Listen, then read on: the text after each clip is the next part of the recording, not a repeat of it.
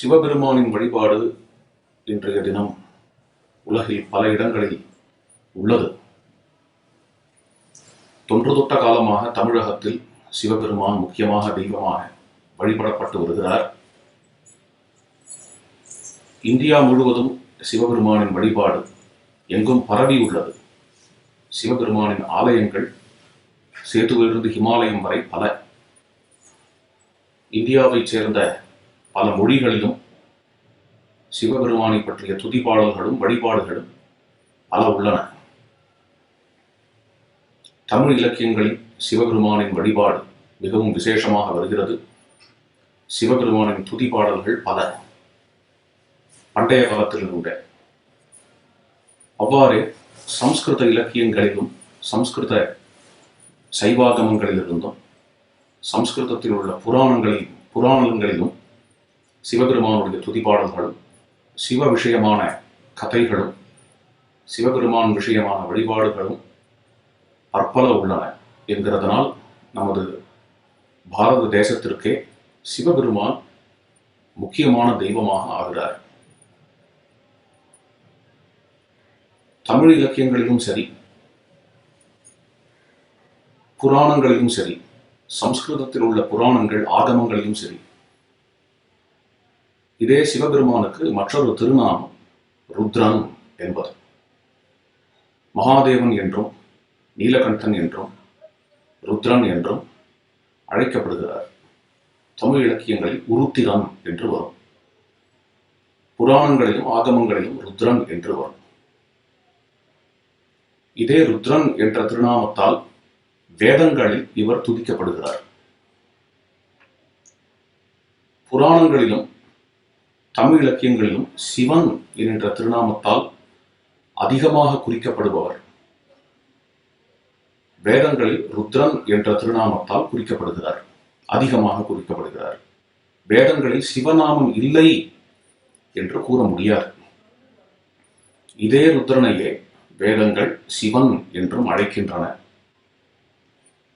சில உதாரணங்கள் பார்க்க வேண்டுமாகில், ருக்வேதத்தில் 10வது மண்டலத்தில் 92வது சூக்தத்தில் 9வது மந்திரம் ஸ்தோமம் போ அத்ய ருத்ராய சிக்வசே க்ஷயத்வீராய நமசா திதிஷ்டன ஏபி சிவஹா ஸ்வவாம் ஏவயாவபிஹி ஏபி சிவஹா ஸ்வவாம் ஏவயாவபிஹி சிஷக்தி ஸ்வயசா நிகாமபிஹி என்கின்ற மந்திரம். இந்த மந்திரத்தில் ருத்ரன், சிவன் இந்த ரெண்டு நாமங்களும் ஒரே தெய்வத்தை குறிப்பதாக தெள்ளத் தெளிவாக அமைகிறது. இவ்வாறே யஜுர்வேதத்திலும் சிவநாமம் ருத்ர சூக்தங்களில் தான் அதிகமாக வருகிறது. நமசிவாய என்கிற மந்திரம் யஜுர்வேதத்தின் மத்திய பாகத்தில் வருவதால் சான்றோர்கள் சிலர் யஜுர்வேதத்தினுடைய ஹிருதயம் நமசிவாய என்கிற மந்திரம் என்று சொல்லுவார்கள். ருக், யஜுஸ், சாம, அதர்வண வேதங்களில் ருத்ரன் என்ற திருநாமம் அதிகமாக இருந்தாலும் இதே ருத்ரனுக்கு சிவன் என்றும் சங்கரன் என்றும் இப்படிப்பட்ட பெயர்கள் மிகவும் சகஜமாக இருக்கின்றன. நம சங்கராய ச மயஸ்கராய ச. பொதுவாக நாம் தெரிந்து கொள்ள வேண்டிய மற்றொரு விஷயம், சம்ஸ்கிருதத்தில் சைவ கிரந்தங்களில் சைவ நூல்களில் மட்டும் இல்லாமல் பொதுவாகவே செக்யூலர் நூல்களிலும் கூட சிவ என்ற சொல்லுக்கு மங்களம் என்று பொருள். சைவ நூல்களில் மட்டும்தான் என்பதில்லை. பல இடங்களில் பல செக்யூலர் நூல்களிலும் சம்ஸ்கிருதத்தில் சிவ என்கிற சப்தத்திற்கு மங்களம், மங்களம் எப்படி லக்ஷ்மி என்கிற சப்தத்திற்கும் மங்களம் என்று பொருளோ அது மாதிரி சிவ என்கிற சொல்லுக்கும் மங்களம் என்ற பொருள் பல இடங்களில் வருகிறது.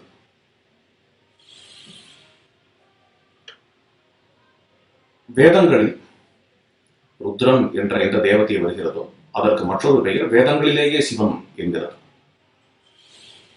சங்கரன். சங்கரன் என்றால் என்ன அர்த்தம்?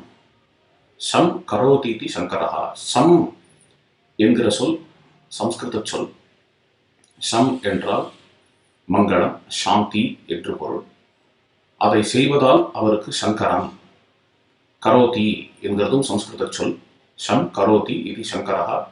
சங்கரன் என்றால் மங்களத்தை செய்பவர்.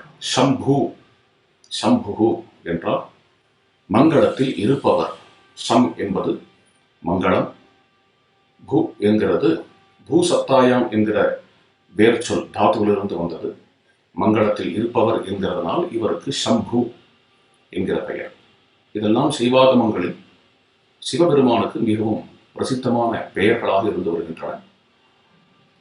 இந்த தெய்வத்தை பற்றிய விவரம் வேதங்களில் உள்ளது போல் கூற வேண்டுமாகில் ரிக்வேதத்தில் இவர் சிறந்த மருத்துவராக இருக்கிறார். எல்லா விதமான ஓஷதிகளும் இவரிடம் இருக்கிறது. மிகவும் சிறந்த முறையில் வியாதிகளை நீக்கக்கூடியவராக, ரோகங்களை போக்கக்கூடியவராக இவர் இருக்கிறார்.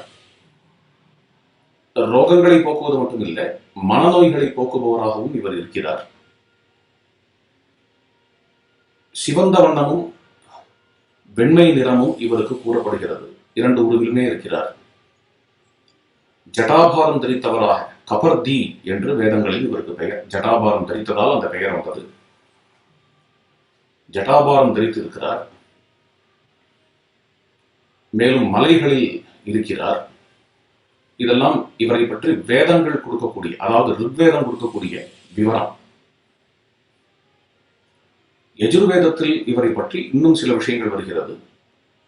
கழுத்து நீளமாக இருக்கக்கூடியவர், நீலக்கிரீவம் என்று இவருக்கு பெயர். அவருடைய கையில் உள்ள ஆயுதத்துக்கு பினாக்கம் என்று பெயர். இது யஜுர்வேதத்தில் வரக்கூடிய விஷயம். இது மாதிரியான விவரங்கள் மாறாமல் தமிழ் இலக்கியங்களிலும் இவரை பற்றி வருகிறது. இவர் கையில் உள்ள ஆயுதத்திற்கு பினாக்கம் என்று பெயர். இவர் மலைகளின் தலைவன். இவர் நோய்களை போக்கக்கூடிய வைத்தியநாதன். புலித்தோல் அணிந்தவர். இவர் ஜடாபாரம் தரித்தவர். முதலிய இவ்வளவு விஷயங்களும் எவ்வாறு நாம் வேதங்களில் காண்கிறோமோ அவ்வாறே பழங்காலத்திலிருந்து தமிழ் இலக்கியங்களில் காண்கிறோம் என்கிறதனால் வேதத்தில் சொல்லப்படுகின்ற ருத்ரன் அல்லது சிவன், புராணங்களில் உள்ள சிவபெருமான், தமிழ் இலக்கியங்களில் உள்ள சிவபெருமான், இம்மூவரும் ஒன்றுதான். இம்மூவரும் வெவ்வேறா ஒன்றா என்கிற ஐயப்பாடே வெள்ளக்காரன் நம்ம நாட்டுக்கு வரத்துக்கு முன்னாடி வரைக்கும் யாருக்கும் இருந்தது இல்லை. தமிழ் இலக்கியங்கள் வரக்கூடிய சிவனும் வேதத்தில் வரக்கூடிய ருத்ரனும் வெவ்வேறு என்கிற மாதிரியான ஒரு தன்மையை வெள்ளக்காரன், அது பேர் என்ன, டிவைட் அண்ட் ரூல் பாலிசிக்காக ஏற்படுத்தின சில தியரிகளில் இருந்து சிலர் உருவாக்கி கொண்டார்கள். தமிழர்கள் வழிபட்டது சிவனைத்தான், வேதங்களில் வரக்கூடிய ருத்ரனை அல்ல என்றெல்லாம் பேச ஆரம்பித்தார்கள்.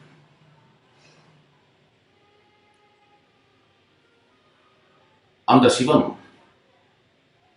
சதாசிவன். சதாசிவன் என்றால் எப்பொழுதுமே மங்களமாக இருப்பவர் என்று பொருள். அப்படிப்பட்ட அந்த சிவபெருமானை இவ்வாறு பிரித்து எடுத்து வேதங்களில் இல்லாதவர் என்று பிரித்தெடுத்து இங்கு தமிழ் இலக்கியங்களில் வரக்கூடிய சிவன் வேறு என்று கூறக்கூடிய இந்த ஒரு கருத்தானது இப்படி ஒரு சில தலைமுறைகளாக பரவி வந்து அது ஒரு சென்டிமெண்டாக உறுதியாக மாறிவிட்ட காலம். ஆனால் இது மிக பெரிதாக எடுபடவில்லை தமிழகத்தில். ஓரளவுக்கு இது வளர்ந்து வந்திருக்கிறது. வருங்காலத்தில் என்ன ஆகும் என்று இப்பொழுது நமக்கு தெரியாது.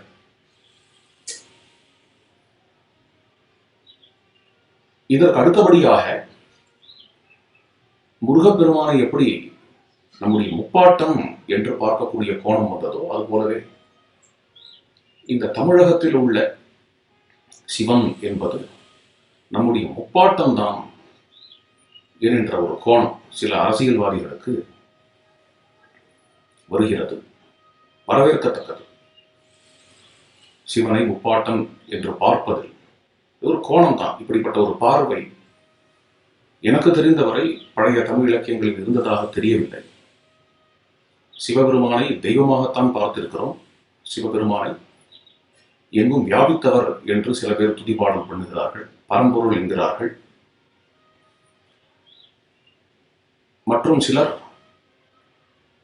நமக்கு உள்ளே உரைகின்ற உணர்வு என்கிறார்கள். இவ்வாறெல்லாம் தான் சிவபெருமானை பற்றிய துதிப்பாடல்கள் இருக்கின்றன. உலகை படைத்து காத்து அழிக்கும் பரம்பொருள், அந்த பரம்பொருளின் வடிவம் என்று கூறுகிறார்கள். இவ்வாறெல்லாம் தான் துதிப்பாடல். இன்றும் அடியார்களுடன் பேசுபவர் அவர், என்றும் அடியார்களுக்கு தரிசனம் கொடுப்பவர் அவர். தீவிரமான பக்தி இருந்தால் அவரை காண முடியும். அடியார்களுடைய பிரச்சனைகளை, பிரார்த்தனைகளை கேட்டு தீர்த்து வைக்கக்கூடியவர் என்றெல்லாம் நம்பிதான் ஏராளமான மக்கள் சிவபெருமானை தரிசிக்க வருகிறார்கள். மேலும் உயர்ந்த நிலை சிவபெருமானின் அருளால் உபாதிகள் நீங்கி சமாதியை அடைவான் யோகி. சிவபெருமான் ஆதி யோகி. அப்படிப்பட்ட யோகீஸ்வரனான சிவபெருமானுடைய அருளால் சமாதி நிலையை பெற முடியும் என்று சித்தர்கள், யோகிகள், தவயோகிகள் கண்டு உணர்ந்தனர். இதோட கூட வேற ஒரு டைமென்ஷனும் ஆட் ஆகுதுன்னா சந்தோஷம்தான். என்ன, முப்பாட்டம் அதியமான் எப்படி ஒரு காலத்தில் வாழ்ந்தாரோ அது மாதிரி 1000 வருடம் முன்னாடி சிவபெருமான் இந்த பூமியில் தமிழர் தலைவராக வாழ்ந்தவர் என்று ஒரு விஷயம் ஏற்றப்படுகிறது அவரிடத்தில். அப்படி காண்பவர்கள் காண்பதற்கு உரிமை உடையவர்கள். ஆனால் அப்படி காண்கிறேன் என்கின்ற பெயரில் சிவனை வழிபட அப்படி ஆரம்பித்தவர்கள் பரம்பரையாக, நான் இப்ப சொன்னேனே, இது மாதிரியான நம்பிக்கைகள், வழிபாடுகள், இதை அவர்கள் ஏற்பார்களா? ஏற்கக்கூட வேண்டாம். நிந்திக்காமல் இருப்பார்களா? பரம்பரையா என்ன வருது? அவர் கடவுள் என்றும், உலகத்தை படைத்து காத்து அழிப்பவர் என்றும் இவ்வாறு பார்வையெல்லாம் இருக்கு இல்லையா? அல்லது சம்ஹாரம் செய்யக்கூடியவர் என்றும், ஞான நிலை, மோன நிலையில் இருக்கக்கூடியவர், உபாதிகளை உபாசகர்களிடம் நீக்கி உள்ளே உள்ள ஞானத்தை உணர வைப்பவர் என்றும், ஆழ்ந்த சாந்தி, ஆழ்ந்த உணர்வு அதில் ஆழ்த்துபவர் என்றும், சமாதியை அருளக்கூடியவர் என்றும், நம்முடைய நோய்களை நீக்கக்கூடியவர் என்றும், நம்முடைய குறைகளை போக்கக்கூடியவர் என்றும், நமக்கு அருள் தருபவர் என்றும், நம்முடைய பிரச்சனைகளை தீர்த்து வைக்கக்கூடியவர் என்றும், தீவிரமான பக்தி இருந்தால் நம்மோடு பேசுபவர், நம்மோடு விளையாடுபவர் என்றும், இவ்வாறெல்லாம் என்ன நம்பிக்கைகள் இருக்கோ, இந்த நம்பிக்கைகளை இந்த அரசியல்வாதிகள் ஏற்பார்களா? ஏற்கக்கூட வேண்டாம். வெறுக்காமல் இருப்பார்களா? சில தலைமுறைகள், வெறுத்து வந்த தலைமுறைகள் என்றால் அப்பாவுள்ள தலைமுறையை சொல்ற, குரு சிஷ்ய பரம்பரையாக வெறுத்து வந்தவர்கள் இவர்கள். அந்த வாசனையை அவர்கள் விட்டு இப்பொழுது நான் சொன்ன பிரகாரம் சிவபெருமானை அவர்கள் ஏற்றுக்கொள்வார்களா? அல்லது வெறும் சிவன் என்கின்ற பெயரில் உள்ளே நுழைந்து சிவனை நான் முப்பாட்டனாக மட்டும்தான் பார்ப்பேன், மற்றபடி அவரை உலகை படைப்பவர் என்று நான் பார்க்க மாட்டேன், அது பரவாயில்ல, நீ பார்க்க வேண்டாம், ஆனால் அப்படி பார்ப்பவர்களை நான் ஏளனம் செய்து கொண்டுதான் இருப்பேன், அதை முட்டாள்தனம் என்றுதான் நான் கருதுவேன். சிவனை உலகை படைக்கும் இறைவன் என்று பார்ப்பதை மூட நம்பிக்கை என்றுதான் சொல்லுவேன். யோக நிலைகள் பலவற்றை கொடுப்பவர், சமாதிகளை கொடுப்பவர் என்கிறதையும் வெறும் மூட நம்பிக்கை, முட்டாள்தனம் என்றுதான் சொல்லுவேன். இதுவரை பரம்பரையாக பலர் சிவபெருமானை பார்த்த கண்ணோட்டங்கள் எல்லாம் வெறும் மூடத்தனம், வெறிமுண்டத்தனம் என்றுதான் நாங்கள் கருதுவோம் என்று சொல்லுவார்களா? அல்லது இவை அனைத்தையும் பார்த்து இவை அனைத்தையும் போற்றுவார்களா, தூற்றுவார்களா? என்கிற ஒரு கேள்வி வருகிறது. பொதுவாகவே சொல்லுகிறேன், சிவ விஷயமான வழிபாடுகள், அதற்கான செய்யுள், பாடல், துதிபாடல் எல்லாம் தமிழிலும் உள்ளது, சம்ஸ்கிருதத்திலும் உள்ளது. சைவ சித்தாந்தத்தினுடைய உயிராக இருக்கக்கூடிய 5 எழுத்து மந்திரம் நமசிவாய என்கிற மந்திரம், இந்த மந்திரம் சம்ஸ்கிருதத்தில் உள்ள மந்திரம் என்கிறதில் எந்த ஐயப்பாடும் இல்லை. நமஹா என்கிற சொல் சம்ஸ்கிருத சொல். சிவாய, சிவாய என்றால் சிவனுக்கு என்று அர்த்தம். சம்ஸ்கிருதத்தில் தான் அப்படி அர்த்தமே தவிர சிவாய என்கிற பதப்பிரயோகம் தமிழ் இலக்கண பிரகாரம் தமிழில் வராது. நமசிவாய என்கிற 5 எழுத்து மந்திரம் எது சைவத்தின் உயிர் நாடியோ அப்படிப்பட்ட இந்த மந்திரம் சம்ஸ்கிருத மந்திரம். தமிழில் மந்திரம் இல்லை என்றெல்லாம் நான் சொல்ல வரல. தமிழில் மந்திரம் உண்டு.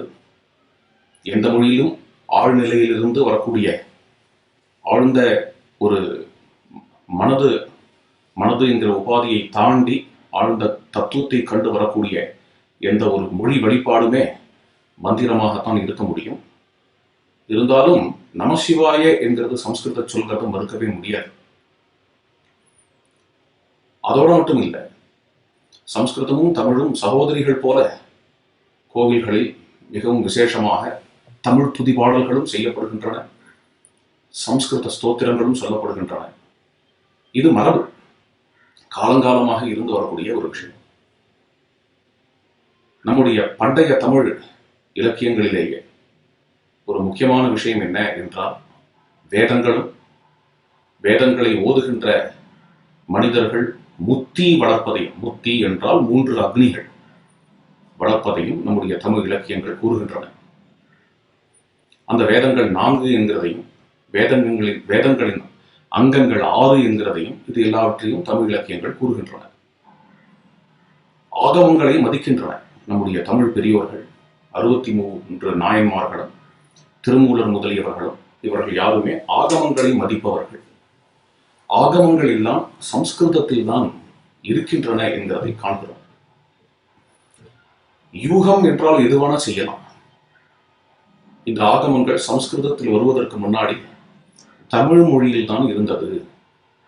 தமிழில் இருந்த ஆகமத்தை தான் சம்ஸ்கிருதத்தில் மொழிபெயர்த்து கொண்டனர் என்று ஒரு யூகம் தான்.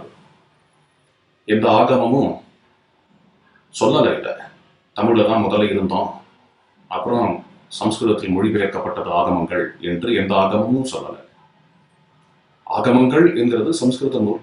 இது வேதமும் அப்படிதான். வேதமும் பழைய சம்ஸ்கிருதத்தில் உள்ள ஒரு நூலாக இருக்கிறது. ஆகமங்களும் சம்ஸ்கிருத நூல். இன்னைக்கு ஒரு யூகம் பண்ணலாம். சில பேர்கள் யூகம் செய்கிறார்கள். தமிழில் தான் முதலில் ஆகமம் இருந்தது, அதை மொழிபெயர்த்து கொண்டனர் சம்ஸ்கிருதத்தில் என்று ஒரு யூகம். இந்த யூகம் பரவாயில்லை. இதற்கு அடுத்த யூகம் என்ன வரும்னா, தமிழ்ல இருந்த ஆகமங்கள் ஏன் இப்பொழுது இல்லை என்ற கேள்வி வரும். அந்த கேள்விக்கு பதிலாக நேச்சுரலி என்ன வரும்னா, சம்ஸ்கிருதத்தில் மொழிபெயர்த்து கொண்டு தமிழில் இருந்த ஆகமங்களை அழித்து விட்டார்கள் என்றுதான் அடுத்த யூகம் போகும். இது எல்லாமே யூகமே தவிர இது எதற்குமே இலக்கிய ஆதாரம் என்று தேவையில்லை, கிடைக்கவே கிடைக்காது. யூகம் என்று போனா எத்தவனா யூகம் பண்ணலாம்.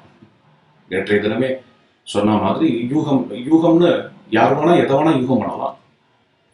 இது மாதிரியான யூகங்களுக்கு போகலாம் என்றால் இப்படி எடுத்துக்கோங்களேன். நான் இப்போ ஒரு யூகத்தை சொல்றேன். உண்மையில் ஆகமங்கள் ஹீப்ரூவில் தான் இருந்தது. இது ஒரு யூகம்.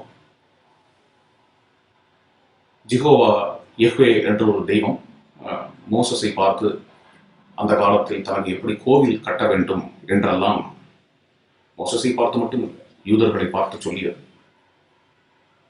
தனக்கு இப்படி எப்படி தேவாலயம் அமைக்க வேண்டும் என்றெல்லாம் சொல்லியிருக்கிறது ஹீப்ரு மொழியில்.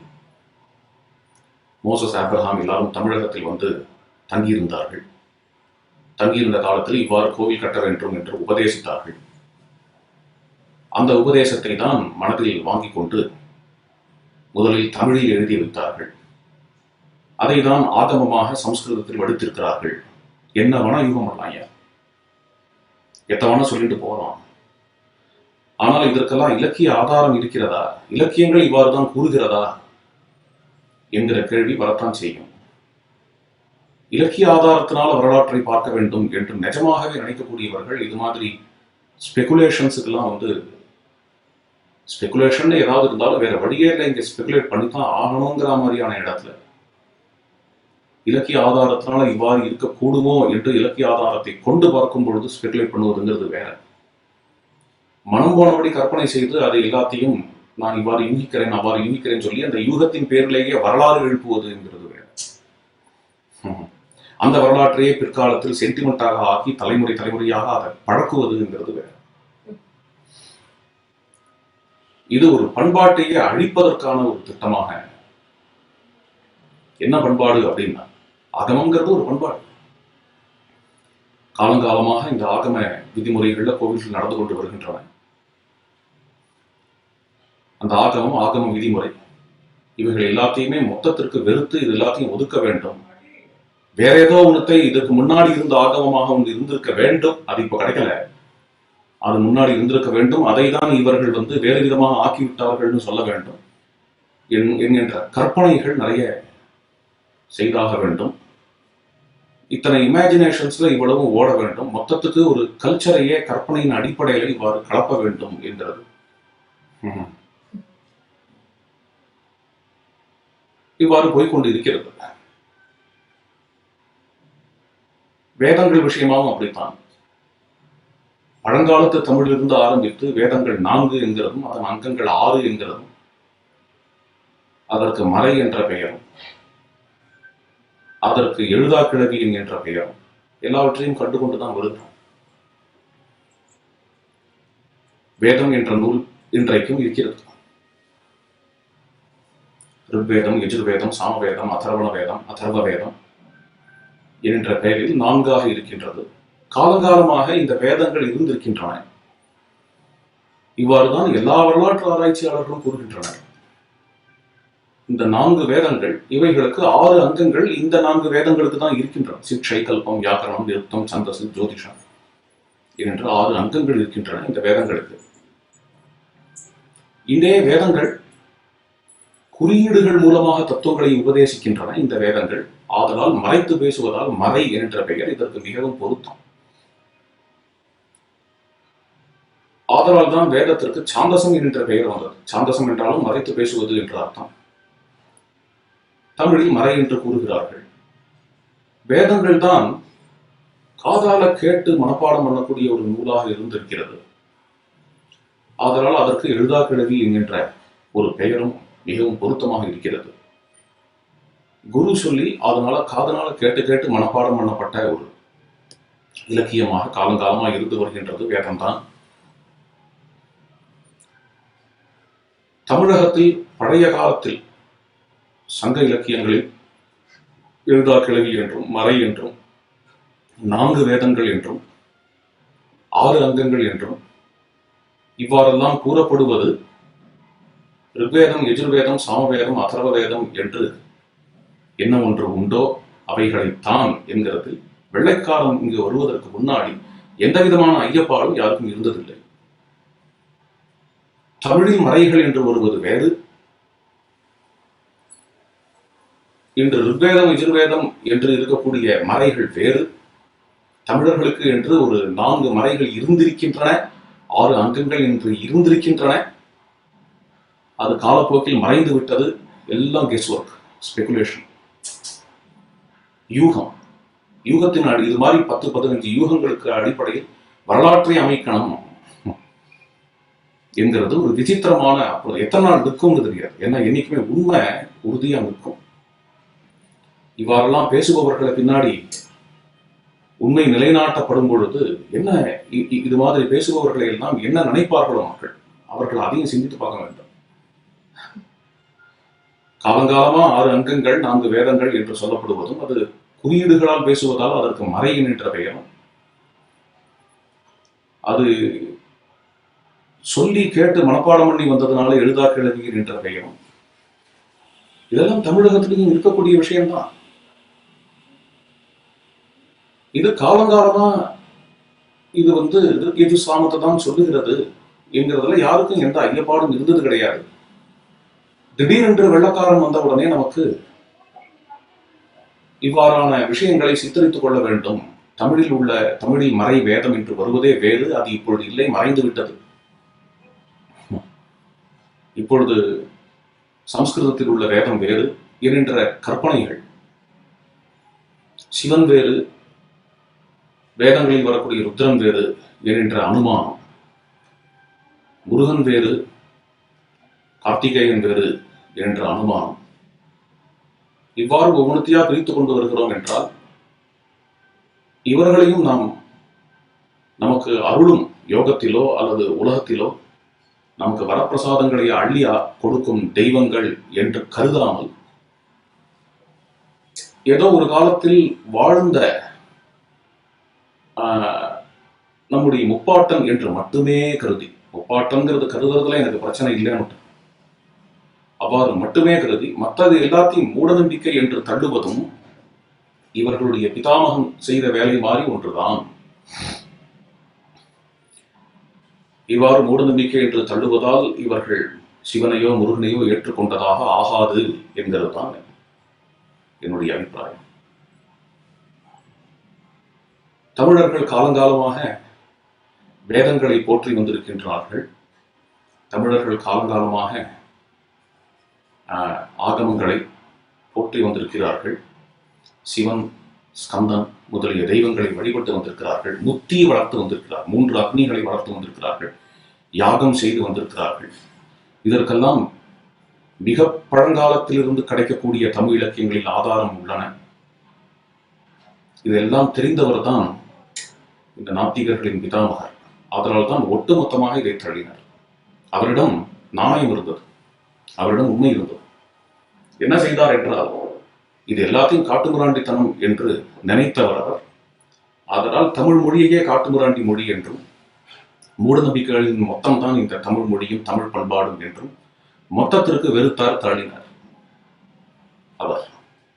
இப்பொழுது என்னென்ன, அதையெல்லாம் மனதில் கொண்டு இவ்வாறு, அதாவது எதை மனதில் கொண்டு, சிவபெருமான் வரப்பிரசாதம் கொடுப்பார், சிவபெருமான் யோகத்தில் அருளுவார், சிவபெருமான் குறைகளை தீர்ப்பார் முதலியவைகள்லாம் முட்டாள்தனம் என்கிறதையே உள்ளத்தில் கொண்டு அவரை ஒரு முப்பாட்டனாய் மட்டும் ஏற்போம், வேற எந்த விதத்திலும் அவரை ஏற்க மாட்டோம். அவரை வழிபடுதல்கிறது என்ன என்றால், பொதுவாக தமிழ் தலைவர்கள் என்று தலைவர்களையும் முப்பாட்டர்களையும் எப்படி ஆங்காங்கு சிலை வைத்து நிறுத்தியிருக்கிறார்கள். முப்பாட்டர்களை தெய்வமா வழிபடுவதுங்கிறது உண்டு, தமிழ் பண்பாட்டில் ஒன்றுதான். தமிழ் நாட்டிற்காக, நம்முடைய நாட்டிற்காக உயிரையே கொடுத்த தாய்மார்களை தெய்வமாக நிறுத்தியிருக்கிறார்கள். தெய்வமாக வடித்து காளி என்று வழிபடுகிறார்கள் என்கிறதையெல்லாம் பார்க்கிறோம். ஆனால் அப்படி வழிபடும் பொழுதே அவர்களுக்கு தெய்வ சக்தி வந்து விடுகிறது. அவர்களிடம் நாம் போய் வேண்டினால் நடக்கும், அவர்களை வலம் வந்து போற்றினால் நாம் ஆன்மீகத்தில் முன்னேற முடியும், நமக்கு அவர்கள் வரப்பிரசாதங்கள் கொடுக்கக்கூடியவர்கள், எல்லாவற்றையும் நம்பித்தான் தமிழர்களாகிய நாம் இந்த தெய்வங்களை வழிபடுகிறோம்.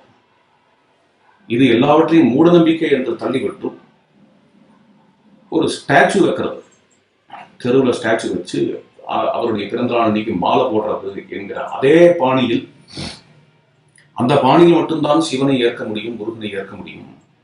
மற்ற எந்த பாணியுமே முட்டாள்தனம், மூடநம்பிக்கை என்று நினைப்பது என்கிறது எந்த அளவுக்கு சிவனையும் முருகனையும் ஏற்றுக்கொண்டதாக ஆகும். இதை சிந்தியுங்கள். நாம் சொல்லக்கூடிய இந்த சிவ வழிபாட்டை அவர்கள் ஏற்பார்களா? ஏற்க வேண்டாம். வெறுக்காமல் இருப்பார்களா? மூடநம்பிக்கை என்று படிக்காமல் இருப்பார்களா என்கிறது முக்கியம். இது நாம் சிந்திக்க வேண்டிய விஷயம். மேலும் இங்கு மற்றொரு விஷயத்தை பகிர விரும்புகிறேன். இந்தியாவில் உள்ள தெய்வங்கள், அந்த தெய்வ வழிபாடுகள், இது எல்லாவற்றையுமே பொதுவாக ஹிந்து மதம் என்கிற பெயரில் குறிப்பிடுவது என்று ஒன்று ஆரம்பித்தது. இது வெள்ளையன் ஆரம்பித்தானோ அல்லது முகலாயன் ஆரம்பித்தானோ, இதில் பல கருத்துக்கள் இருக்கு. அது எனக்கு முக்கியம் இல்லை. அவர்கள் தானே இவ்வாறு ஆரம்பித்தார்கள், அதற்கு முன்பு இது இருந்ததா என்று சில பேர்கள் இப்பொழுது வாதம் செய்கிறார்கள். இந்து மதம் என்கின்ற பெயர் அவர்கள் கொடுத்ததாகவே இருக்கட்டும். ஆனால் பெயர் வேண்டுமானால் அவர்கள் கொடுத்ததாக இருக்கலாமே தவிர, அந்த பெயர் மூலமாக அவர்கள் எதை குறிப்பிடுகிறார்களோ அந்த கண்டென்ட் நல்லா புரிஞ்சுக்கோங்க. இதை அந்த கண்டென்ட், அந்த விஷயம் காலங்காலமாக நமக்கு இருந்து கொண்டு வரக்கூடிய விஷயம்தான் என்கிறதை மறுக்க முடியாது. நம்முடைய வேதங்கள், நம்முடைய இதிகாசங்கள், ராமாயண பாரதமாக இருக்கட்டும், நம்முடைய ஆகமங்கள், அந்தந்த மொழியில் உள்ள இந்தியாவில் வழிபடப்படக்கூடிய தெய்வங்களை பற்றிய பிராந்திய மொழிகளில் உள்ள பாடல்கள், இது எல்லாமே வழிபாடுகள், வழிபாட்டு முறைகள், இது எல்லாமே காலங்காலமாக நமக்கு இருக்கக்கூடிய விஷயமாக நாம் பார்த்து வருகிறோம். இன்றைக்கு நேற்றைக்கு வந்த விஷயம் இல்லை. ஆயிரக்கணக்கான வருடங்களாக இது வெள்ளக்காரன் கொண்டு வந்த விஷயமாக சொல்ல முடியாது. இது எல்லாத்தையும் கண்டான், இது எல்லாத்துக்கும் சேர்த்து இந்து மதம் என்ற பெயர் வைத்தான். அந்த பெயரை நாமும் ஏற்றுக்கொண்டோம். இது இல்லை, ஒரு காலத்திற்கு முன்பு இல்லை என்று சொல்ல முடியாது. முருகனையும் சிவனையும் வெள்ளக்காரன் தான் கொண்டு வந்தான் சொல்ல முடியுமா? மகாவிஷ்ணுவின் வழிபாடு வெள்ளக்காரன் தான் கொண்டு வந்தான் என்று சொல்ல முடியுமா? பூரி ஜெகநாதத்தில் தேர் ஓடுகிறது என்றால் வெள்ளக்காரன் தான் கொண்டு வந்தான் சொல்ல முடியுமா? இவ்வளவு வழிபாடுகளும் காலகாலமாக இருந்திருக்கின்றன. இது ஒவ்வொன்றும் டிஸ்கனெக்டடா நிறைய இது மாதிரி இருந்திருக்கு. வெள்ளக்காரன் இது எல்லாத்துக்கும் சேர்த்து இந்து மதம் என்று பெயர் வைத்தான் என்றும் சொல்லுவதற்கு இல்லை, அப்படியும் சொல்ல முடியாது. இது எல்லாத்துக்கும் நடுவில் ரொம்ப பவர்ஃபுல்லான கனெக்ஷன் தொன்று தொட்ட காலமாக இருந்து வருகிறது. அந்த கனெக்ஷன் என்ன என்கிறதை நாம் கண்டுபிடிக்கணும். இது எல்லாம் தொன்று தொட்ட காலமாக இவர்களுக்கு சாஸ்திரங்கள், வேத நூல்கள் ஒன்றாகத்தான் இருந்திருக்கின்றன. இவர்கள் போற்றும் தெய்வங்கள், தமிழகத்தில் வணங்கக்கூடிய சிவன் தான் கைலாயத்திலும் வணங்கப்படுகிறார், அமர்நாத்திலும் வணங்கப்படுகிறார், காசியிலும் வணங்கப்படுகிறார். தமிழகத்தில் நாம் வழிபடும் திருமால் தான் அங்கேயும் புஷ்கரத்திலும் பத்ரிகாசிரமத்திலும் வழிபடப்படுகிறார். தமிழகத்தில் நாம் வணங்கும் கண்ணபிரானைத்தான் துவாரகையிலும் மதுராவிலும் வழிபடுகிறார்கள். தமிழகத்தில் நாம் வழிபடும் ராமபிரானைத்தான் வட இந்தியாவிலும் வழிபடுகிறார்கள். இவ்வாறு எங்கு பார்த்தாலும் இந்த தெய்வங்கள் பேன் இண்டியனாக இருந்து கொண்டு வருகிறது. இந்த தெய்வங்கள், இந்த தெய்வங்களின் வழிபாடுகள், இவைகளுக்குத்தான் சில பெயர்கள். இதெல்லாம் ஒன்று கனெக்டடான விஷயங்கள். இதற்காக சில பெயர்கள் வந்தன. சனாதன தர்மம் என்றோ, அல்லது இந்து மதம் என்றோ, அல்லது பரமேஸ்வர தர்மம், சாயனர் வேத பாஷ்யத்தில் அப்படிதான் சொல்றார், பரமேஸ்வர மார்க்கம் என்றோ, இவ்வாறெல்லாம் பல பெயர்கள் வைத்துக் கொள்ளலாம். பாயிண்ட் என்னென்ன, இது மாதிரியான ஒரு மார்க்கம் இருந்தது இல்லை என்று சொல்லிவிட முடியாது. இவைகள்லாம் பல மார்க்கங்கள் தான். ஆனால் இந்த பல மார்க்கங்களுக்கு கனெக்ஷன் இல்லைன்னு சொல்லிட முடியாது. இந்து மதங்கிற பேர் எங்கேயா இருந்தது? பழங்காலத்துல சைவம், வைணவம், பௌத்தம், சமணம் தானே இருந்தது தமிழகத்துல. சைவமும் வைணவமும் தானே இருந்தது தமிழகத்துல என்றெல்லாம் கேட்கிறார்கள். சைவம் வைணவம் என்று சொல்லுவதற்கு கூட கூசுபவர்கள் சிலர். அவர்கள் சிவனியம், மாலியம் என்கிற பெயர்களை எல்லாம் உபயோகப்படுத்துகிறார்கள். சைவம் வைணவம் என்று சொல்லுவதற்கு ஏன் கூசுகிறது என்றால் வடமொழி சொல் என்று நினைக்கிறார்கள். சைவம், வைஷ்ணவம், சாம்பவம் என்கிறது சம்ஸ்கிருத சொல். அதுல ஒன்றும் மறுபெயர் கிடையாது. ஏன் அப்படின்னா, சிவஸ்ய அயம் சைவஹா, விஷ்ணோகோ அயம் வைஷ்ணவா என்று சிவனை வழிபடுபவன் சைவன் என்பதற்கான கிராமர் ரூலே, இலக்கண நியதியே சம்ஸ்கிருத இலக்கணத்தில் தான் இருக்கிறது. தசரதனுடைய பிள்ளை தாசரதி, ஜனகனின் பெண் ஜானகி, சிவனை வழிபடுபவன் சைவன், விஷ்ணுவை வழிபடுவன் வைஷ்ணவன் என்று வருவதே என்று மருவி வருவதே சம்ஸ்கிருத இலக்கணத்தில் தான் சாத்தியம். அதனால சைவ என்கிற சொல் சம்ஸ்கிருத சொல் தான், இதுல சந்தேகமே இல்லை. வைஷ்ணவ என்கிற சொல்லும் சம்ஸ்கிருத சொல் தான். இந்த சம்ஸ்கிருத சொல்லை உபயோகப்படுத்துவதற்கு கூசுவதால் சிலர் இப்படி மாற்றிக் கொள்ளுகிறார்கள். மாலியம், சிவனியம் என்றெல்லாம் சொல்லி பார்க்கிறார்கள் இந்த காலத்தில். இருக்கட்டும், விஷயத்துக்கு வருகிறோம். சைவம், வைஷ்ணவம், சமணம், பௌத்தம் இவைகள் மட்டும்தான் தமிழகத்தில் இருந்ததா? சிவன் கோவில், அதில் குருக்களாக இருப்பவர்கள் சிவதீட்சை பெற்றவர்கள், அவர்களை சைவர்கள் என்று சொல்லலாம். மற்றும் பிள்ளைமார்கள், சைவ பிள்ளைகள் என்று இருக்கிறார்கள், அவர்களை சிவன் கோவிலுடன் அதிக சம்பந்தம் உடையவர்களாக தீவிரமாக சிவன் கோவிலுக்கு போய்கொண்டு தீவிரமான சிவபக்தி செய்து கொண்டு அவருடைய வாழ்க்கையை பெரும்பான்மையாக சிவமயமாக வாழ்ந்து கொண்டு இருக்கக்கூடியவர்கள், அவர்களை சைவர்கள் என்று சொல்லலாம். ஆதீனத்துடன் சம்பந்தம் உடையவர்கள், ஆதீனர்களுடைய நேர்படி சீடர்களாக ஆனவர்கள், அவர்களை சைவர்கள் என்று சொல்லலாம். வைஷ்ணவர்கள் என்று யாரை சொல்லலாம்? பட்டாச்சாரியர்களை சொல்லலாம், கோவிலில் அர்ச்சகர்களை சொல்லலாம். அந்த அர்ச்சகர்களுக்கு இருக்கக்கூடிய முத்ராதானம் முதலியவைகள், இவைகளை யார் யார் கொண்டு இருக்கிறார்களோ அவர்களை பட்டாச்சாரியர்கள், அந்தணர்கள், ஐயங்கார் என்று ஒரு கோஷ்டி இருக்கிறது இல்லையா, அவர்களை வைஷ்ணவர்கள் என்று சொல்லலாம். அதே போலவே இதே முத்ராதானம், இதே பஞ்சசம்ஸ்காரத்தை பெறுகின்ற சமூகம் ரெட்டியார்களிலும் நாயக்கர் நாயுடுக்களிலும் உள்ளது. அவர்களை வைஷ்ணவர்கள், பாகவதர்கள் என்று சொல்லுகிறார்கள். அவர்களை சொல்லலாம். மகாவிஷ்ணுவையே பிரீடாமினண்டா வழிபடுவது, 95 விழுக்காடு வழிபடுவது மகாவிஷ்ணுவையே என்று இருக்கக்கூடியவர்கள், மகாவிஷ்ணு கோவிலோடையே சம்பந்தப்பட்டவர்கள், வைஷ்ணவ ஆச்சாரியர்களிடம் சம்பந்தப்பட்டு இருக்கக்கூடியவர்கள், வைஷ்ணவ மடங்களிடம் நேரடி சம்பந்தமும் சீடர்களாகவும் இருக்கக்கூடியவர்களை வைஷ்ணவர்கள் என்று சொல்லலாம். இப்படிப்பட்ட வைஷ்ணவர்களை தவிர, இப்படிப்பட்ட சைவர்களை தவிர, பௌத்தர்களாகவும் இல்லாமல் சமணர்களாகவும் இல்லாமல் ஒரு மிகப்பெரிய கூட்டம் ஒன்று தமிழகத்தில், இந்தியாவிலும் உள்ளது. இந்த கூட்டத்தை என்ன என்று சொல்வீர்கள்? வைஷ்ணவம் என்று சொல்லலாமா, சைவம் என்று சொல்லலாமா? எல்லா ஜாதியிலும் இருக்கிறது இந்த கூட்டம். சமண பௌத்தம் சொல்லலாமே, சொல்ல முடியாது. ஏன் சொல்ல முடியாது? பௌத்த மத நம்பிக்கைகள், சமண மத நம்பிக்கைகள் இவர்களுக்கு இல்லை. இவர்களை வைஷ்ணவர்கள் என்று சொல்லலாமா என்றால் 95 விழுக்காடு விஷ்ணுவுக்காக தன் வாழ்க்கையை எடுத்து வைத்தவர்களும் அல்ல இவர்கள்.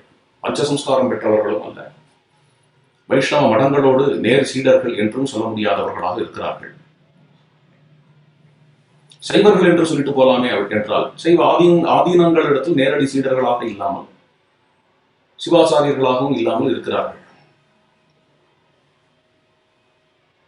அவர்களின் தெய்வ வழிபாடு என்ன என்றால் சிவன் தான், விஷ்ணு தான். சிவன் கோவிலும் போவார்கள், விஷ்ணு கோவிலும் போவார்கள். சிவ வழிபாடும் செய்வார்கள், விஷ்ணு வழிபாடும் செய்வார்கள்.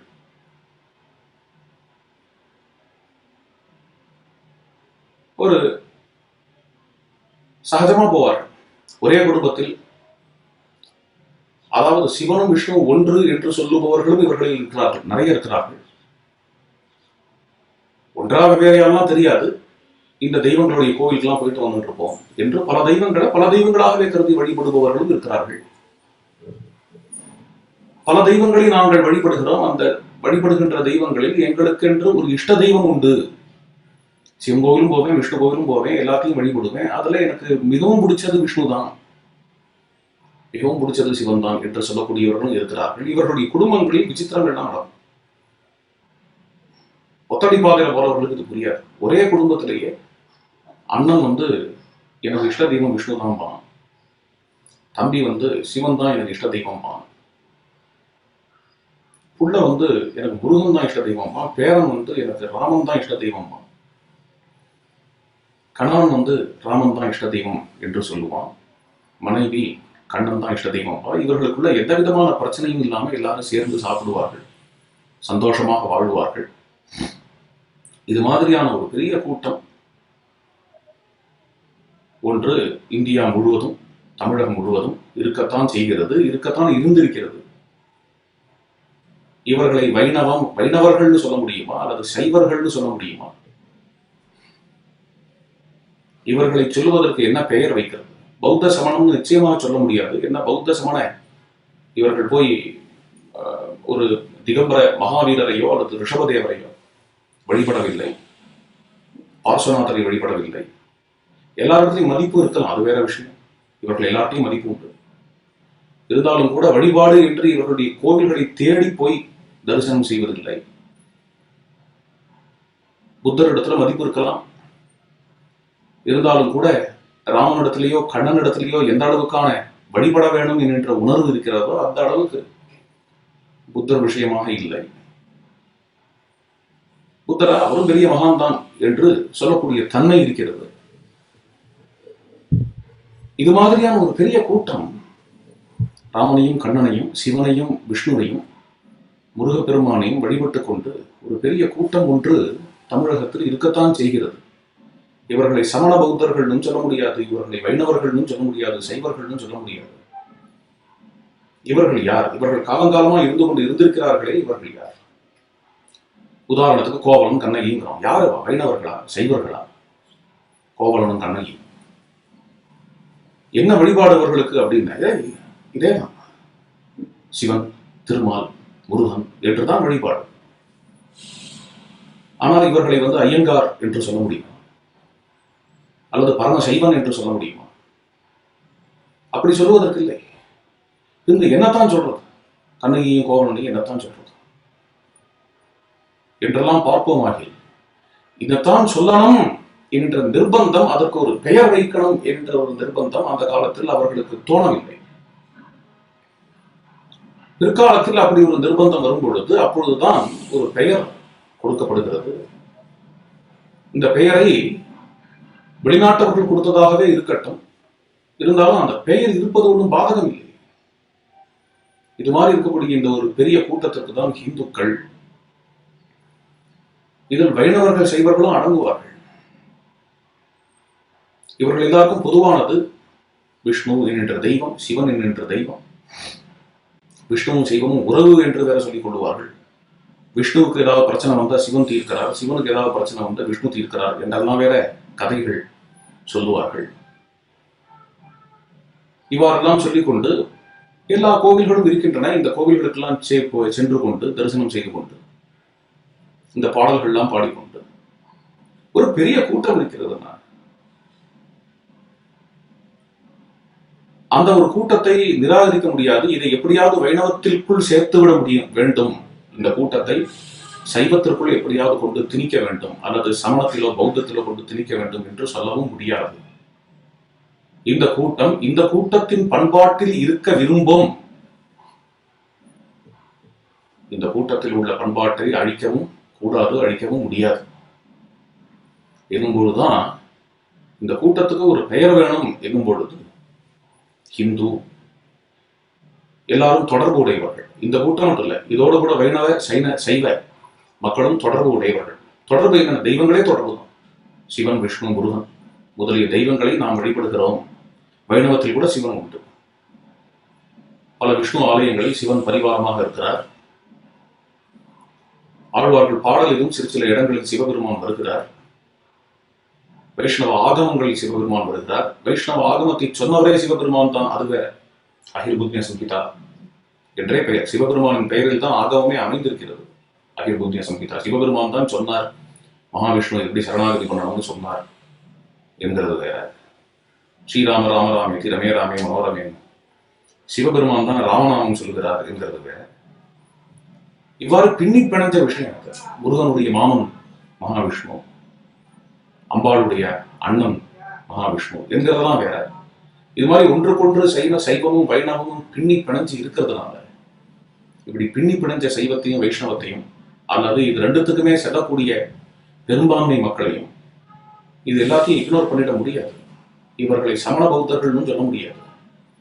என்னும் பொழுது இவர்கள் தன்னுடைய பண்பாட்டை காப்பாற்றிக் கொள்ள வேண்டும் என்பதற்காக இவர்கள் தங்களை அழைத்துக் கொள்ள வேண்டும். எப்படி அழைத்துக் கொள்ளலாம் என்று பார்க்கும் பொழுது இதற்கு வெளிநாட்டவர்களோ உள்நாட்டவர்களோ, எனக்கு அந்த வரலாறு பற்றி சரியா தெரியாது, யாரோ இந்துக்கள் என்று மீடியல் ஏஜ்ல பேர் வச்சிருக்கலாம். அது பிற்காலத்தில் இந்து மதம் என்ற பெயரும் கொண்டதாக இருந்திருக்கலாம். அது முக்கியமான விஷயம். இந்த ஹிந்துயிசம், இந்து மதம், இந்து தர்மம் என்று சொல்லுகிறார்களே, அது அந்த காலத்தில், பழைய காலத்தில் இல்லை என்று சொல்ல முடியாதுங்கிறதான் இங்கு பதிவு செய்ய விரும்புகிறேன். ஹிந்து மதம், ஹிந்து தர்மம் என்று ஒன்றே கிடையாது. இது ஒரு ஆர்டிபிஷியலான ஏற்பாடு என்று சொல்லக்கூடியவர்கள் தான். இந்தியா என்று ஒரு நாடே கிடையாது. இந்தியா என்கிற நாடே ஒரு ஆர்டிபிஷியலான ஏற்பாடு. இந்தியா என்பதை ஒரு நாடாக கருதுவது உலகத்தில் ஒரு மிகப்பெரிய ஃப்ராடுத்தனம் என்றெல்லாம் கூறுகிறார்கள், கருதுகிறார்கள். வெள்ளைக்காரன் இந்த பெரிய லேண்ட்ஸ்கேப் ஆண்டதுனால இது ஒரு நாடாக ஆச்சு என்றோ, சுதந்திரம் வெள்ளைக்காரர்களிடத்திலிருந்து சுதந்திரம் இங்கே உள்ள பல நாடுகளுக்கு கிடைத்தவுடன் இது ஒரு பெரிய நாடாக ஆகிவிட்டது என்றோ இவ்வாறான கருத்துக்கள் பரவலாக இருக்கின்றன. பாரத மாதா, பாரத நாடு என்று எந்த பாரத நாட்டிற்காக பல பேர்கள் தன்னுடைய உயிரை விட்டு உயிரை தியாகம் செய்தாவது மிகப்பெரிய மனிதர்கள் சுதந்திரம் கிடைக்க வேண்டும் என்று போராடினரோ, எந்த பாரத மாதாவிற்காக எவ்வளவோ உபவாசம் செய்தனரோ, தியாகம் செய்தனரோ, அப்படிப்பட்ட இந்த ஒரு பாரத நாட்டை இது இல்லவே இல்லை என்று கருதுகிறார்கள், கூறுகிறார்கள் என்கிறது வியப்பைத்தான் ஏற்படுத்துகிறது. வெள்ளையர்கள் இந்தியாவை விட்டு வெளியேறும் பொழுது இந்த நாஸ்திகர்களின் பிதாமகர் வெள்ளையர்கள் வெளியேறுவது நல்லதல்ல, வெள்ளையர்கள் தான் ஆளணும், சுதந்திர தினம் என்கிறது நமக்கு நல்ல நாள் அல்ல என்றெல்லாம் கருதினார். இப்பொழுது உள்ளவர்கள் இந்தியா என்று ஒரு நாடே இல்லை என்கின்ற அளவுக்கு ரொம்ப நமக்கு வியப்பை ஊட்டும்படியாக கூறுகிறார்கள். இவ்விடத்தில் சில விஷயங்களை நினைவு கூற விரும்புகிறேன். ஒரு விஷயம், நம்முடைய மகா சங்கல்பத்தில் இந்தியா முழுவதும் நாம் செய்து கொள்கிறோம். மகா சங்கல்பம் செய்யும் பொழுது சொல்லக்கூடிய வார்த்தை, நம்முடைய வைதிக கர்மானுஷ்டானங்கள் எல்லாவற்றிற்கும் தேச காலங்களை சொல்லியாக வேணும். அங்கு எந்த தேசத்தில் நாம் இதை செய்கிறோம் என்று சொல்லும் பொழுது பாரத வருஷே பரத கண்டே வேரோகோ தட்சிணே பார்ஸ்வே என்றெல்லாம் சொல்லுகிறோம். பாரத நாடு என்று ஒரு நாடு இருப்பதாக சொல்லுகிறோம். இப்படி பாரத தேசே என்கின்ற இந்த மகா சங்கல்பத்தை நமக்கு பரங்கியர்கள் உருவாக்கி தரவில்லை என்கிறது நிச்சயம். பரங்கியர்கள் இந்தியாவை உருவாக்கின பிறகுதான் நாம் பாரத வருஷே பரத கண்டே என்று சொல்ல ஆரம்பித்தோமா? வைதிக கர்மானுஷ்டானங்கள் காலங்காலமாக இருந்து வருகின்றன. அதில் தேசத்தையும் காலத்தையும் சொல்ல வேண்டும் என்கின்ற விதிவாக்கியமும் காலங்காலமாக இருந்து வரக்கூடிய ஒரு விஷயம். நிச்சயமாக பரங்கியர்கள் ஏற்படுத்திய விஷயம் அல்ல. அதில் நாம் பாரத வருஷே பரத கண்டே என்றெல்லாம் குறிப்பிடுகிறோம் என்கிறது முக்கியமான ஒரு விஷயம். மற்றொன்று, மகாபாரதத்தில் பாரத நாட்டை பற்றி பற்பல இடங்களில் வருகின்றன. அதிலும் குறிப்பாக பீஷ்ம பருவத்தில் பாரத நாட்டை பற்றி ஒரு அத்தியாயமே இருக்கிறது என்கிறது ஒரு முக்கியமான விஷயம். பாரத நாட்டில் எவ்வளவு ராஜ்யங்கள் இருக்கின்றன என்கிறதை பற்றி. ராஜ்யங்கள் பலவாக இருக்கலாம். இந்த ராஜ்யங்கள் எல்லாம் அந்த நாளில் மாநிலம் என்றும் சொல்லவில்லை, தனி கண்ட்ரி என்றும் சொல்லவில்லை. ராஜ்யங்கள் கிங்டம்ஸ் அல்லது ஜனபதங்கள் என்கின்ற வார்த்தையால் அழைத்திருக்கின்றன. பல ராஜ்யங்கள், பல மன்னர்கள் இவர்கள் எல்லாம் இருந்திருந்தாலும் இந்த நாடு பாரத நாடு என்று மகாபாரதத்தில் குறிப்பிடப்படுகிறது. அதற்கு தொடர்ச்சியாக விஷ்ணு புராணத்திலும் இந்த நாட்டை ஒரு நாடாக குறிப்பிடப்பட்டிருக்கிறது. பாகவதத்தில் பஞ்சமஸ்கந்தத்தில் மிகவும் விஸ்தாரமாக ஒரு அத்தியாயம் முழுக்க இந்த நாட்டில் எத்தனை ராஜ்யங்கள் இருக்கின்றன, எத்தனை நதிகள் ஓடுகின்றன, நதிகளின் பெயர்கள் என்ன என்ன, மலைகளின் பெயர்கள் என்ன என்ன, இந்த நாட்டின் உபதீபங்கள், இந்த நாட்டின் பக்கத்தில் அருகாமையில் உள்ள தீவுகள் என்ன என்ன, அதன் பெயர்கள் என்ன என்ன என்கிறதை பற்றிய விஸ்தாரமான ஒரு ரெக்கார்ட் வருகிறது. அந்த ரெக்கார்டில் முக்கியமாக தேவலோகத்தில் உள்ள தேவர்கள் கூட இந்த பாரத நாட்டை பார்த்து இதில் நாம் பிறந்திருக்கலாமே, தேவலோகத்தில் வந்திருக்கிறோமே என்று இயங்குகிறார்கள் என்கின்ற அளவுக்கு பாரத நாட்டை பற்றிய ஒரு தேசப்பற்றும் அங்கு கூறப்படுகிறது, வர்ணிக்கப்படுகிறது. இன்னும் பல சொல்லிக்கொண்டே போகலாம். நம்முடைய இதிகாச புராணங்களில் பாரத நாடு என்கிறது எப்படி இருக்கிறது என்பதற்கு உதாரணம் பல விஷயங்கள் சொல்லிக் கொண்டு போகலாம். காலங்காலமாக இவ்வாறு நம்முடைய சாஸ்திரங்களில் பாரத நாடு வருகிறது. ஆட்சிகள் பல இருந்தன, பல அரசாங்கங்கள் இருந்தன, அப்புறம் ஒரு நாடாக எப்படி இருக்க முடியும் என்று கேட்கலாம். ஒரே மன்னன் இருந்தாதான் ஒரு நாடு என்கிறது இல்லை. ஒரு நாடாக ஆவது என்கிறது பல காரணங்களால் ஆகலாம். நம்மை பொறுத்த வரைக்கும் ஒரு பண்பாடு பாரதம் முழுவதும் இருப்பதனால, அதாவது நாம் வழிபடக்கூடிய தெய்வங்கள்ல பல தெய்வங்கள் பாரதம் முழுக்க காமனான பேன் இண்டியன் தெய்வங்களாக இருக்கிறதுனாலையும் இது பாரத நாடாகிறது. பாரத நாடு முழுவதும் அந்த நாள்ல கர்மா தியரி ஒப்புக்கொள்ளப்பட்டதனால,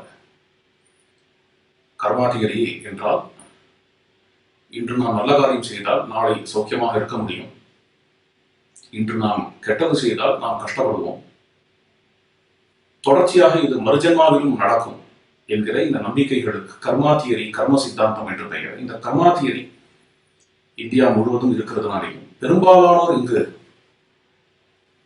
கடவுள் எல்லாவிடத்திலும் இருக்கிறார் என்கிற கருத்தை ஒப்புக்கொள்வதனாலையும், எல்லோரும் இன்புற்றிருக்கவே என்ற உணர்வு இந்தியாவில் உள்ள பல தத்துவங்களிலும் மார்க்கங்களும் ஊடுருவி இருப்பதனாலையும், இந்த நாட்டிற்கு இது எல்லாம் காமனாக இருக்கிறதுனால இந்த நாட்டினுடைய நாட்டு தன்மை, தேசத்தினுடைய தேசத்துவம், இப்படி ஒரு தேசம் இருப்பதாக பல இப்ப கூறியது சில உதாரணங்கள் தான். பாரதம், விஷ்ணு புராணம், பாகவதங்கிறது இவ்வாறு பல உதாரணங்கள். பரங்கியர்கள் வருவதற்கு முன்பேயே இப்படி ஒரு தேசம், பாரத நாடு என்கிறது இருந்ததாக இலக்கியங்களில் பல குறிப்புகள் வருகின்றன. என்ன விஷயம் சொல்ல வருகிறேன் என்றால்,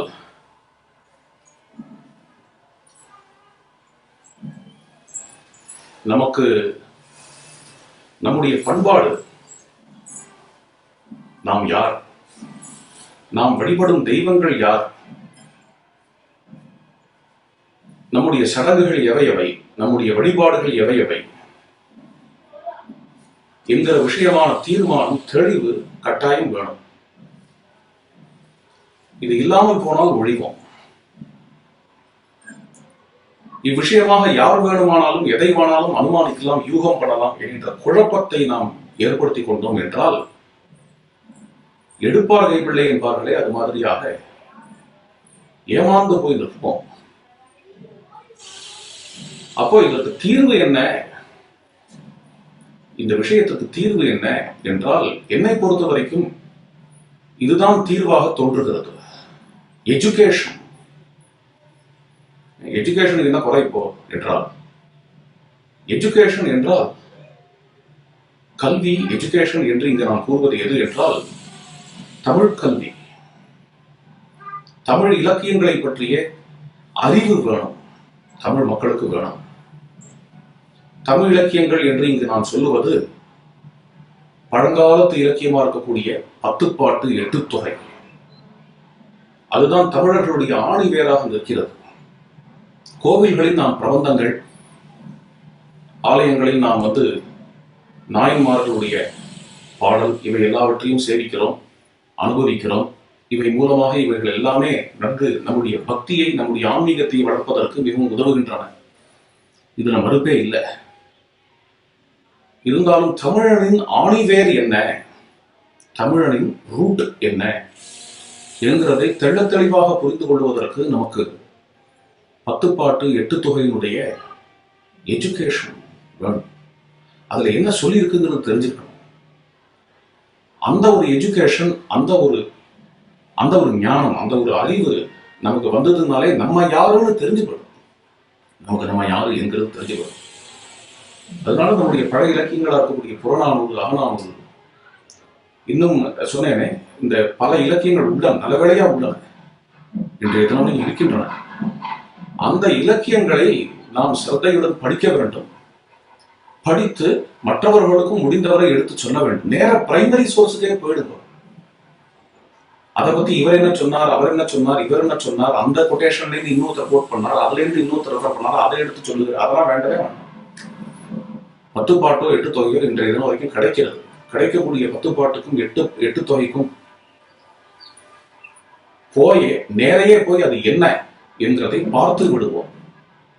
அவைகளை உள்ளபடி அறிவோம். அதன் மூலமாக நமது வேறு என்ன என்று நமக்கு புரியும். இதை நாம் செய்தாலே போதும். வாஸ்தவத்தில் நம்முடைய கல்வியில, நம்முடைய சிலபஸ்லாம் நிறைய வர வேண்டிய விஷயம். சிலபஸ்ல வருமா அதை பத்தி நம்ம எதிர்பார்க்க வேண்டாம். இந்த காலத்துல பல வேறு முறைகள்ல இதை நாம் தெரிந்து கொள்றதுக்கான வழிமுறைகள்லாம் இருக்கிறது. இதற்கான கோர்ஸ் எல்லாம் ஏற்படுத்தி பிரைவேட்டா கூட நடத்தலாம். அது மாதிரி நடத்தியாவது இதை கொண்டு வரலாம். தமிழர்களாக இருக்கக்கூடிய நாம், நம்முடைய வேறாக இருக்கக்கூடிய 10 பாட்டு 8 தொகை, அதில் உள்ள விஷயங்களை நாம் நிச்சயமாக கற்றறிய வேண்டும். நம்முடைய வேரை பற்றி நாம் தெரிந்து கொண்டால் நம்ம யாரும் குழப்ப முடியாது. இதுதான் இதற்கான தீர்வாக, சொல்யூஷனாக நான் நினைக்கிறேன். இத்துடன் விடைபெறுகிறேன். நடுவில் கொஞ்சம் டிபேட் ஆகி வேற டாபிக் 2-3 நாள் பேசிவிட்டேன். மேல தொடர்ந்து நாளைய தினத்திலிருந்து நம்முடைய முக்கிய தலைப்புக்கே போய்விடலாம்.